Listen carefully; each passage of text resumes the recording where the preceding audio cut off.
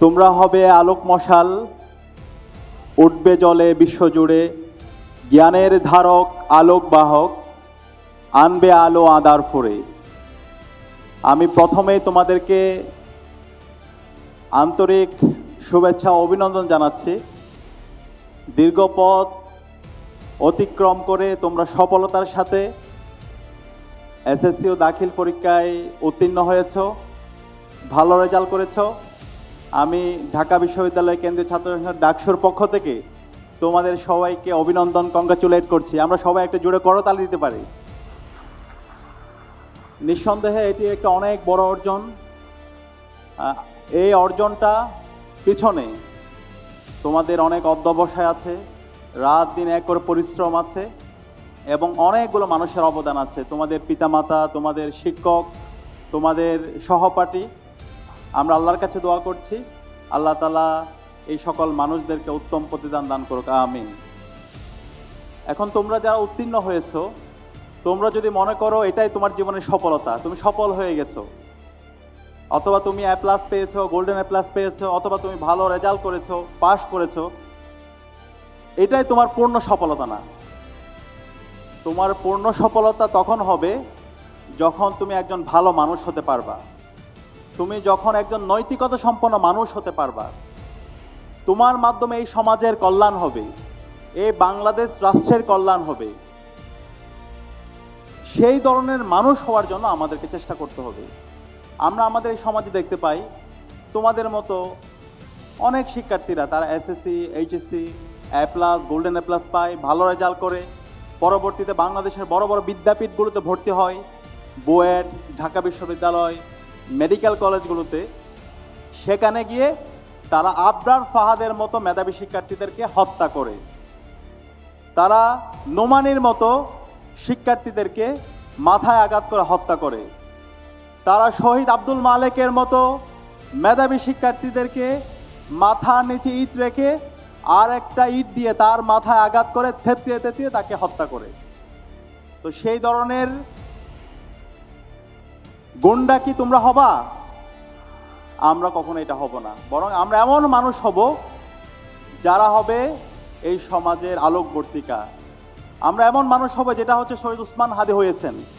যে শহীদ উসমান হাদি সারাটা জীবন তিনি আধিপত্যবাদের বিরুদ্ধে কথা বলেছেন, সারাটা জীবন তিনি আগ্রাসনের বিরুদ্ধে কথা বলেছেন, সারাটা জীবন তিনি ইনসাফের পক্ষে কথা বলেছেন।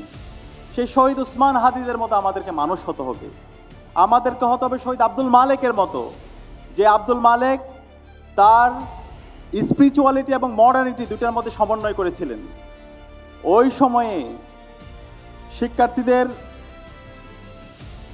ওই সময়ে এই উপমহাদেশের শিক্ষা ব্যবস্থা কেমন হবে সেই রূপরেখা চমৎকারভাবে দিয়েছেন। তিনি বলেছিলেন আমাদের যে শিক্ষা ব্যবস্থা, সেই শিক্ষা ব্যবস্থার মাধ্যমে কলোনিয়াল দাস তৈরি হবে, কেরানি তৈরি হবে, কিন্তু এই শিক্ষা ব্যবস্থার মাধ্যমে এই জাতির মুক্তি আসবে না। সুতরাং এই শিক্ষা ব্যবস্থা আমাদের পরিবর্তন করতে হবে। আমাদের শিক্ষা ব্যবস্থার মধ্যে নৈতিকতাকে আনতে হবে। আমাদের শিক্ষা ব্যবস্থা হবে থিও সায়েন্টিফিক এডুকেশন, যেখানে আমার ধর্মতত্ত্ব থাকবে, আমার ইতিহাস থাকবে, একই সাথে আমার এখানে বিজ্ঞান, প্রযুক্তি, শিল্প, সাহিত্য, সংস্কৃতিও থাকবে। এবং সেই বিকল্প শিক্ষা ব্যবস্থা তিনি ওই সময় দেখিয়ে গেছেন। ওই সময়ের যারা কালচারাল পেসিস চক্র, তারা আমাদের মালেক ভাইয়ের মেধার কাছে তারা পরাজিত হয়ে মালেক ভাইকে পেশি শক্তি ব্যবহার করে তাকে শহীদ করেছিল এবং পরবর্তীতে মালেক ভাই শহীদ হয়। এভাবে শহীদ মালেকের পরবর্তী ক্যাম্পাসগুলোতে সন্ত্রাসীরা অসংখ্য মালেকের সহযাত্রীকে তারা হত্যা করে এবং সর্বশেষ একই চক্র আমাদের জুলাই বিপ্লবে অসংখ্য শহীদদেরকে হত্যা করে এবং সর্বশেষ শহীদ উসমান হাদিকে হত্যা করে।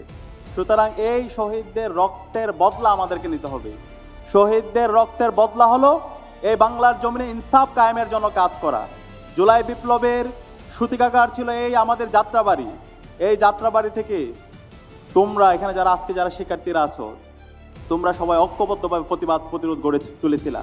যখন ঢাকা বিশ্ববিদ্যালয় বন্ধ করে দেওয়া হয়েছিল, যখন ইন্টারনেট ব্ল্যাক আউট করা হয়েছিল, যখন কারফিউ জারি করা হয়েছিল, তখন তোমরাই রাজপথে নেমে এই আন্দোলনকে শক্তিশালী করেছিলা। সে কারণে এই জাতি আজীবন তোমাদেরকে শ্রদ্ধার সাথে স্মরণ করবে এবং তোমাদের সহযোদ্ধা, আজকে তোমাদের সাথে সংবর্ধনা নেওয়ার কথা ছিল আমাদের শহীদ আনাস, বিপ্লবের একদম আগ মুহূর্তেই মা বাবার কাছে চিঠি লিখে হাসিনার পেটো বাহিনীর গুলিতে শহীদ হয়ে আল্লাহর ডাকে চলে গেলেন। তো এই শহীদ আনাসদের মতো আমাদেরকে মানুষ হতে হবে, যারা চলে যাবে আজীবন তাদেরকে আমরা শ্রদ্ধার সাথে স্মরণ করব। তো আমি বিশ্বাস করি আমার সামনে যারা বসে আছে তোমাদের সেই যোগ্যতা আছে। একই সাথে আমাদেরকে এমন মানুষ হতে হবে যারা বিংশ শতাব্দীতে সারা দুনিয়ায় তারা নেতৃত্ব দিয়েছেন, যাদের উদ্ভাবনের মাধ্যমে, যাদের কাজের মাধ্যমে আজকে আমরা তাদেরকে শ্রদ্ধার সাথে স্মরণ করি। যার কথা আমি সব সময় বলার চেষ্টা করি তা হচ্ছে নাজিমুদ্দিন এরবাকান। তোমরা একটা বই পড়বা, দাওয়াম। দাওয়াম মানে হচ্ছে মাই স্ট্রাগল। সেই নাজিমুদ্দিন এরবাকান আজকের যে তোমরা তুরস্ক রাষ্ট্র দেখতে পাও, আজকের যে তুরস্কের প্রেসিডেন্ট রিসেপ তাইয়েপ এরদোগান, আজকের যে তুরস্ক রাষ্ট্রের যে বিজ্ঞান প্রযুক্তি ড্রোন এরপর হচ্ছে সামরিক শক্তিতে তারা শক্তিশালী হয়েছে, এটার পিছনে অনন্য অবদান রেখেছেন নাজিমুদ্দিন এরবাকান। সেই নাজিমুদ্দিন এরবাকানদের মতো বিজ্ঞানী তোমাদেরকে হইতে হবে। তোমাদেরকে আমি অনুরোধ করব, তোমাদেরকে হইতে হবে ইবনে সিনার মতো চিকিৎসা বিজ্ঞানী, যে ইবনে সিনার হাত ধরে আজকের যে মডার্ন মেডিকেল সিস্টেম সেটা ডেভেলপ হয়েছে। তোমাদেরকে হইতে হবে ইবনে খালদুন আল ফারাবিদের মতো ইতিহাসবিদ, যারা তাদের তাত্ত্বিকতার মাধ্যমে পুরো দুনিয়ায় আলোড়ন তৈরি করেছেন। তোমাদেরকে হতে হবে শহীদ মীর কাসেম আলীদের মতো সমাজসেবক, যে মীর কাসেম আলী ইসলামী ছাত্র শিবিরকে 1977 সালে প্রতিষ্ঠা করেছেন, এবং তিনি শুধু ছাত্র শিবির প্রতিষ্ঠা করে থেমেছিলেন না, অসংখ্য সামাজিক প্রতিষ্ঠান তৈরি করেছেন। তিনি স্কুল করেছেন, কলেজ করেছেন, হাসপাতাল করেছেন, মাদ্রাসা করেছেন। শুধুমাত্র এই দেশের মুসলমানদের জন্য করেন নাই, উপজাতিদের জন্য, চাকমা, মারমা, ত্রিপুরা, রাখাইন, এই সমস্ত মানুষদের জন্য তিনি কাজ করে গিয়েছেন। এবং শুধুমাত্র বাংলাদেশের জন্য, সারা বিশ্বের মুসলমানদের জন্য, উম্মার জন্য তারা কাজ করে গিয়েছেন। অসংখ্য থিঙ্ক ট্যাঙ্ক ইনস্টিটিউট তৈরি করেছেন, ওনারা মিডিয়া তৈরি করেছেন। তো সেই ধরনের মানুষ আমাদেরকে হইতে হবে। এখানে অনেক মাদ্রাসা শিক্ষার্থীরা আছে, আমি তাদেরকে অনুরোধ করবো আমাদেরকে আল্লামা দেলোয়ার হোসেন সাইদি হুজুরের মতো আমাদেরকে মানুষ হইতে হবে, যিনি সারাটা জীবন আধিপত্যবাদের বিরুদ্ধে, আগ্রাসনের বিরুদ্ধে কথা বলেছেন। সারাটা জীবন তিনি একামতে দিনের কথা বলেছেন। আমরা যারা রাজনীতি করতে চাই তাদেরকে আমি অনুরোধ করব আমাদেরকে মাওলানা মতিউর রহমান নিজামী, আলী হাসান মোহাম্মদ মুজাহিদদের মতো মানুষ হইতে হবে। তারা এমন মন্ত্রী ছিলেন, এমপি ছিলেন, বাংলাদেশ রাষ্ট্র যখন দুর্নীতিতে চ্যাম্পিয়ন হয়েছিল তখন তারা 3টা মন্ত্রণালয়ের দায়িত্বে ছিলেন, তাদের বিরুদ্ধে একটা পয়সার দুর্নীতি কেউ দেখাতে পারেনি। সেই ধরনের যদি নেতৃত্ব আমরা বাছাই করতে পারি, তাদেরকে যদি আমরা রাষ্ট্র ক্ষমতায় নিয়ে যেতে পারি, তাহলে এই বাংলাদেশ রাষ্ট্রের চেহারা পরিবর্তন হয়ে যাবে ইনশাআল্লাহ। সেই বাংলাদেশ রাষ্ট্রের চেহারা পরিবর্তন করার জন্য, একটা ইনসাফের বাংলাদেশ বিনির্মাণ করার জন্য 24 জুলাই বিপ্লব হয়েছে। এই জুলাই বিপ্লব কাউকে ক্ষমতা বসানোর জন্য হয় নাই। জুলাই বিপ্লবে আমাদের শহীদরা জীবন দিয়েছিল ফ্যাসিবাদী রাষ্ট্রকে বিলোপ করে একটা নতুন রাজনৈতিক সংস্কৃতি বিনির্মাণ করার জন্য। এই রাষ্ট্রকে 55 বছর ধরে রাষ্ট্রের মধ্যে যেই চাঁদাবাজি, টেন্ডারবাজি, রাহাজানি, সন্ত্রাস এবং ফ্যাসিবাদী কাঠামো তৈরি হয়েছে সেটাকে চিরতরে বন্ধ করে দেওয়ার জন্য। তো এই জুলাই বিপ্লব পরবর্তী আমাদের আশা ছিল এই বাংলাদেশ নতুনভাবে ঘুরে দাঁড়াবে, আমরা একটা ইনসাফের বাংলাদেশ বিনির্মাণ করব। কিন্তু আজকে 2 বছর পরে আমরা দেখতে পাচ্ছি আবার এই বাংলাদেশ পুরানো ফেসিবাদের দিকে ফিরে যাচ্ছে। তোমরা জানো বর্তমানে আবার শিক্ষা প্রতিষ্ঠানগুলোকে উত্তপ্ত করার জন্য চেষ্টা করা হচ্ছে। বিশ্ববিদ্যালয়গুলোতে যাদেরকে ভিসি বসানো হচ্ছে তারা একটা ডিপার্টমেন্টের চেয়ারম্যান হওয়ার যোগ্যতা নাই, কিন্তু বিভিন্ন আর্থিক লেনদেনের মাধ্যমে এই অযোগ্য লোকদেরকে আজকে বিশ্ববিদ্যালয়ে ভিসি বানানো হচ্ছে। আবার সেই ক্যাম্পাসগুলোতে গণরম গ্যাস্ট্রম কালচার তৈরি করার মাধ্যমে শিক্ষার্থীদেরকে দাসের মতো করে ব্যবহার করার জন্য তারা বন্দোবস্ত করছে।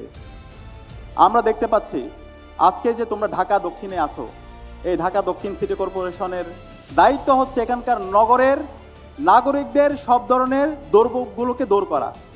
কিন্তু যাদেরকে আজকে প্রশাসক বসানো হয়েছে তারা নাগরিকদের অধিকার নিশ্চিত না করে, জনদুর্ভোগ দূর না করে, তারা বিভিন্ন জায়গায় গিয়ে রাষ্ট্রের টাকা ব্যবহার করে, জনগণের টাকা ব্যবহার করে তারা তাদের নির্বাচনী ক্যাম্পেইন করছে। তোমরা কি দেখতে পেয়েছো না? তো এটার জন্য তো জুলাই বিপ্লব হয় নাই।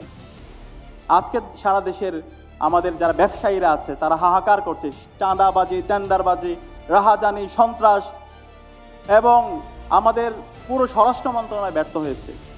প্রতিদিনে দেখতে পাচ্ছ সারা দেশে পুরো সপরিবারকে হত্যা করা হচ্ছে সন্ত্রাসীরা, এবং বিভিন্নভাবে চাঁদা চাওয়া হচ্ছে চিকিৎসকের কাছে এবং পরবর্তী তাদের উপর হামলা হচ্ছে। তো এই রাষ্ট্র আবার সেই ফেসিবাদী কাঠামোর দিকে ফিরে নিয়ে যাওয়ার জন্য আজকে যারা নির্বাচিত সরকার তারা সেই চেষ্টা করছে। একই সাথে ক্যাম্পাসগুলোতে তোমরা জানো, আমরা ডাকসুতে নির্বাচিত হওয়ার পরে আমরা বলেছিলাম এই ক্যাম্পাসগুলোকে আমরা একটা স্বপ্নের ক্যাম্পাস বিনির্মাণ করব।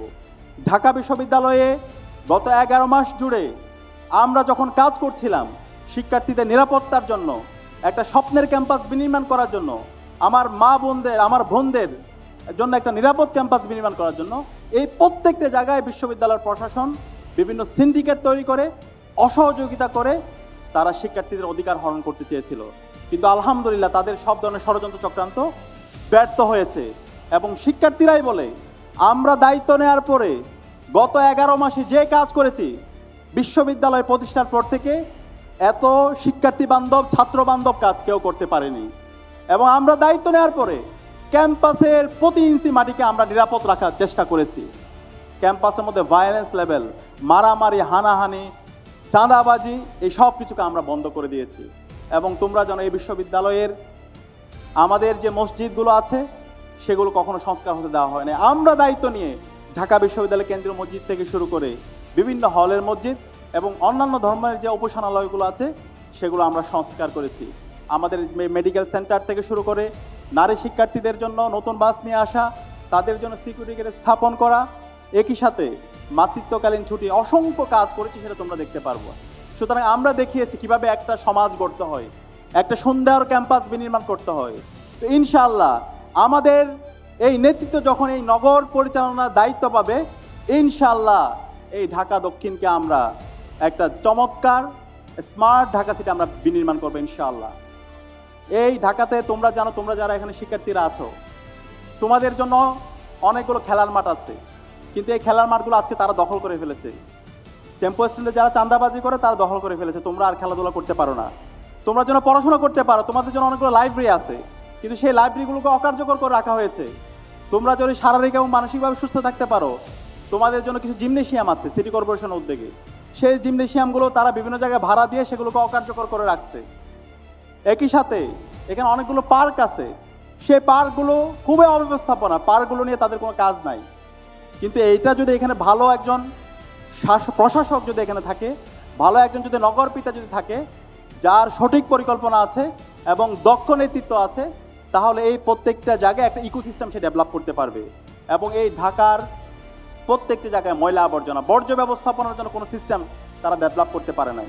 কিন্তু এই যে পার্শ্ববর্তী দেশ, তারা 15-20 বছরের মধ্যে চমৎকারভাবে এই তাদের শহরগুলোকে নিট অ্যান্ড ক্লিন রাখার জন্য তারা তাদের ইকোসিস্টেম ডেভেলপ করতে পেরেছে। তো তারা পারলে আমরা কেন পারবো না? তারা পেরেছে কেন? তাদের সঠিক পরিকল্পনা ছিল এবং দক্ষ নেতৃত্ব ছিল। আর আমরা গত 55 বছর জুড়ে বারবার একই সার্কেলের মধ্যে আমরা ঘুরছি। তো আলহামদুলিল্লাহ আমরা ডাকসুতে দায়িত্ব নেওয়ার পর 11 মাসে প্রমাণ করেছি কিভাবে শিক্ষার্থীদের জন্য কাজ করতে হয়। যখন আমরা এই নগরের তোমাদের দোয়া নিয়ে এবং সম্মানিত যারা অভিভাবক আছে তাদের ম্যান্ডেট পেয়ে যখন আমরা এই নগরের সেবা করার সুযোগ পাবো, ইনশাআল্লাহ এই নগরের প্রত্যেকটা সমস্যা আমরা সঠিক পরিকল্পনা এবং দক্ষ নেতৃত্বের মাধ্যমে আমরা সমাধান করতে পারবো ইনশাআল্লাহ। আমরা কথার চেয়ে কাজের মাধ্যমে প্রমাণ করতে চাই ইনশাআল্লাহ। তো এখানে যারা শিক্ষার্থীরা আছো, আমি তোমাদেরকে কয়েকটা অনুরোধ করব, তোমরা যারা উত্তীর্ণ হয়েছো, সামনে তোমাদের লম্বা জার্নি, এই জার্নিতে যদি তোমরা সফল হতে চাও, তোমাদেরকে সব সময় পজিটিভ চিন্তা করতে হবে, মন থেকে বিশ্বাস করতে হবে যে তোমরা পারবা। তোমাদের সামনে বিশ্ববিদ্যালয়ে ভর্তি যুদ্ধ আছে, ইন্টারমিডিয়েট আছে, তারপরে বিশ্ববিদ্যালয় লম্বা জার্নি আছে। এই পুরো সময় জুড়ে তোমরা যদি সফল হতে চাও, সব সময় মন থেকে বিশ্বাস করতে হবে যে তোমরা পারবে। যদি বিশ্বাস করো তাহলে তোমাদের প্রত্যেকটা জায়গায় তোমরা সফল হতে পারবে ইনশাআল্লাহ। 2 নাম্বার হচ্ছে কৃতজ্ঞ হইতে হবে আমাদের আল্লাহর প্রতি, আমাদের সৃষ্টিকর্তার প্রতি, যে আল্লাহ তাআলা আমাদেরকে এত সুন্দরভাবে সৃষ্টি করেছেন, এত নিয়ামত দিয়েছেন, এবং দিনে 5 ওয়াক্ত নামাজের মাধ্যমে তার কাছে কৃতজ্ঞতা জ্ঞাপন করতে হবে। যদি পারা যায় মাঝে মধ্যে নফল ইবাদত করতে হবে। সেটা যদি করতে পারো তাহলে অবশ্যই আল্লাহ তাআলা তোমাকে এখন যা দিয়েছেন তার চাইতে অনেক বেশি দিবেন। একই সাথে আমাদের পিতামাতার প্রতি কৃতজ্ঞ হইতে হবে, পিতামাতার মন থেকে দোয়া আসে এমন কাজ করতে হবে। আজকে তোমার এতটুকু সফলতার পিছনে আমাদের মা বাবার অনবদ্য ভূমিকা আছে। সুতরাং মা বাবার মন থেকে দোয়া আসে এমন কাজ তোমরা করার চেষ্টা করবা। একই সাথে আমাদের কৃতজ্ঞ হইতে হবে আমাদের পাড়া প্রতিবেশীর মধ্যে, আমার যারা প্রতিবেশী আছে তাদের প্রতি। তাদের প্রতি আমাদের কৃতজ্ঞ হইতে হবে, তাদের উপকারে পাশে থাকতে হবে, তাদের সুখে দুঃখে অংশীদার হতে হবে। এটা যদি করতে পারো তাহলে তারা মন থেকে যে দোয়া করবে সে দোয়ার মাধ্যমে আল্লাহ তাআলা তোমাকে অনেক সম্মানিত করবে। এর পাশাপাশি আমাদেরকে বিনয়ী হইতে হবে, বি হাম্বল। এখানে আজকে তোমরা অনেকে এ প্লাস পেয়েছো, গোল্ডেন এ প্লাস পেয়েছো, এটার মাধ্যমে যদি তুমি অনেক অহংকারী হয়ে যাও, এরপর অনেক ভালো স্কুলে কলেজে ভর্তি হবা, ভালো মাদ্রাসা ভর্তি হবা, এরপর যদি তুমি অহংকারী খুবই উদ্যমে আচরণ করো তাহলে এটাই তোমার পতনের কারণ হবে। সুতরাং অহংকারী হওয়া যাবে না, বিনয়ী হইতে হবে। পৃথিবীতে যারা সফল হয়েছে প্রত্যেক মানুষের জীবনী পড়ো, তারা দেখবে যে অসম্ভব বিনয়ী ছিল। সুতরাং আমি তোমাদেরকে অনুরোধ করবো বিনয়ী হইতে হবে। কোরআনের মধ্যে আল্লাহ তাআলা বলেছেন আল্লাহর প্রকৃত বান্দা হচ্ছে তারা যারা জমিনের মধ্যে খুবই নম্র সহকারে বিনয়ের সাথে চলাফেরা করে। সুতরাং এই বিনয়ী তোমাদেরকে হওয়ার জন্য আমি অনুরোধ করব। এর পাশাপাশি ডিসিপ্লিন থাকতে হবে, কনসিস্টেন্সি থাকতে হবে পড়াশোনার মধ্যে। এই যে তোমরা এখন ভালো রেজাল্ট করেছো, সামনের যে লম্বা জার্নি, সেই জার্নিতে সফল হওয়ার জন্য তোমাদের জন্য একটা রুটিন থাকে, এবং সেই রুটিনের জন্য ইসলামী ছাত্র শিবিরের চমৎকার একটা সায়েন্টিফিক বই আছে, সেটার নাম হচ্ছে রিপোর্ট বই। তোমাদের এখানে কার কাছে রিপোর্ট বই আছে আমি একটু দেখি তো, হাত তোলো তো। আচ্ছা, অল্প আমাদের ভাই বোনদের কাছে রিপোর্ট আছে। আমি অনুরোধ করবো, এখানে ইসলামী ছাত্র শিবিরের মেন্টররা আছে, দায়িত্বশীলরা আছে, তোমরা তাদের থেকে এই রিপোর্ট বইটা নিবা। এই রিপোর্ট বইটা রাখার জন্য কাউকে ছাত্র শিবির করতে হবে না, কিন্তু তোমার নিজের ইমপ্রুভমেন্টের জন্য, তোমার নিজের ওয়েলবিং এর জন্য, নিজের কল্যাণের জন্য তোমরা এই রিপোর্ট বইটা রাখবা। এই রিপোর্ট বইটা যদি রাখো, তোমার দেখবা যে হচ্ছে ব্যক্তিগত ইমপ্রুভমেন্ট, তোমার আধ্যাত্মিক ইমপ্রুভমেন্ট, তোমার নিয়মিত তোমার কোরআন হাদিস থেকে শুরু করে তোমার সব কিছুই প্রতিনিয়ত তোমার সেলফ ডেভেলপমেন্ট ইন্ডেক্সটা অনেক বেশি ঊর্ধ্বমুখী হবে। তো আমি অনুরোধ করবো তোমরা এই রিপোর্ট বইটা সংগ্রহ করবা, এবং একই সাথে আমি সর্বশেষ যেটা অনুরোধ করবো, তোমাদেরকে অনেক বেশি আশাবাদী হইতে হবে, হতাশাবাদী হলে চলবে না। যেটা আল্লাহ তাআলা কোরআনের মধ্যে বলেছেন, ওয়ালা তাহিনু ওয়ালা তাহজানু ওয়া আনতুমুল আ'লাউনা ইন কুনতুম মুমিনিন, যে তোমরা ভীত হয়ো না, তোমরা ভয় পেও না, তোমরা অবশ্য বিজয় হবে যদি তোমরা সত্যিকারের মুমিন, সত্যিকারের বিশ্বাসী হয়ে থাকো। তো আমি বিশ্বাস করি আমার সামনে যারা বসে আছে, তোমরাই আগামীর বাংলাদেশে নেতৃত্ব দিবা, তোমরাই বিজয় হবা। তোমাদের হাত ধরে আমরা যে একটা ইনসাফের বাংলাদেশের স্বপ্ন দেখি, যে বাংলাদেশের জন্য শহীদ আবু সাঈদ, শহীদ আলী রায়হান, শহীদ ফয়সাল আহমদ শান্তরা জীবন দিয়েছে, এবং যে বাংলাদেশের কথা বলতে বলতে আমাদের শহীদ উসমান হাদি আমাদের মাঝ থেকে চলে গেল, সেই ইনসাফের বাংলাদেশ, সেই সমৃদ্ধশালী বাংলাদেশ তোমাদের হাত ধরে আমরা ইনশাআল্লাহ গড়ব। আল্লাহ পাক সুবহানাহু ওয়া তাআলা আমাদেরকে সেই তৌফিক দান করো। আল্লাহুম্মা আমিন। আসসালামু আলাইকুম ওয়া রাহমাতুল্লাহ।